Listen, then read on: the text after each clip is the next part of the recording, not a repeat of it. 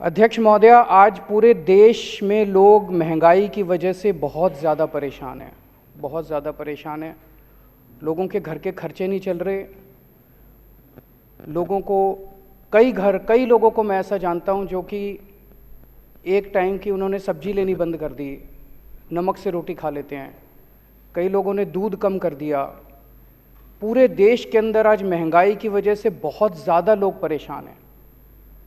लेकिन जब लोगों से पूछो, कुछ लोगों को ये लगता है, जब लोगों से पूछो कहते हैं जी अपने आप हो रही है महंगाई, अपने आप हो रही है महंगाई। महंगाई अपने आप नहीं हो रही। महंगाई इन लोगों ने कर रखी है। इतना टैक्स लगा दिया पिछले 5-7 साल में, इतना टैक्स लगा दिया, हर चीज़ में इतना टैक्स लगा दिया इन लोगों ने जिसका कोई अंत नहीं है। इन्होंने दही पे टैक्स लगा दिया।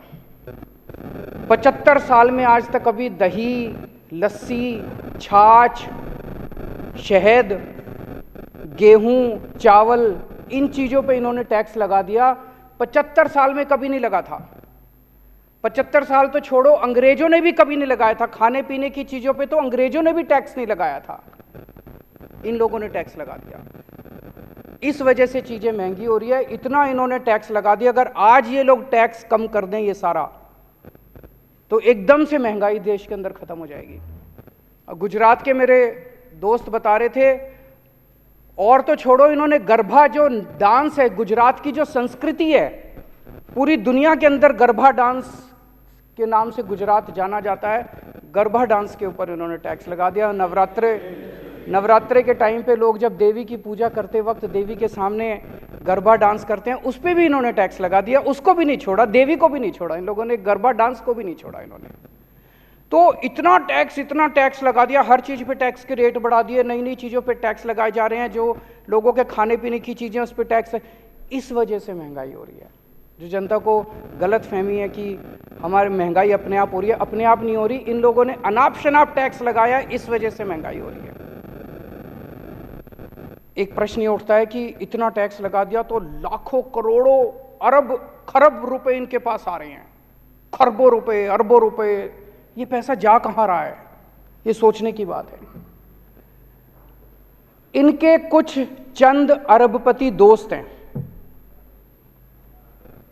उन अरबपति दोस्तों ने, वो अरबपति नहीं खरबपति दोस्त हैं इनके, उन्होंने बैंकों से कर्जे लिए। किसी ने 7,000 करोड़ रुपए का कर्जा लिया, किसी ने 10,000 करोड़ का कर्जा लिया, किसी ने 15,000 करोड़ का कर्जा लिया, किसी ने 5,000 करोड़ का कर्जा लिया। इन्होंने कर्जे लिए बैंकों से, इनके दोस्तों ने।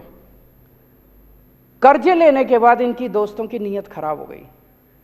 उन्होंने सोचा कुछ भी कर करा के अब ये कर्जे रफा दफा कराओ ताकि देने ना पड़े। ऐसा नहीं कि इनके पास पैसे नहीं है देने को, कर्जा वापस करने के लिए इनके पास पैसे हैं, इनके पास संपत्ति है, अभी भी अरबपति खरबपति हैं ये सारे। लेकिन इनकी नीयत खराब हो गई। इन्होंने जाके इनको बोला, सारे अरबपति दोस्तों ने इनके, कि हमारे बैंकों के कर्जे माफ करा दो। और इन्होंने एक एक करके बैंकों के कर्जे माफ कराने, इनके सबके दोस्तों के बैंकों के कर्जे माफ कर दिए इन्होंने।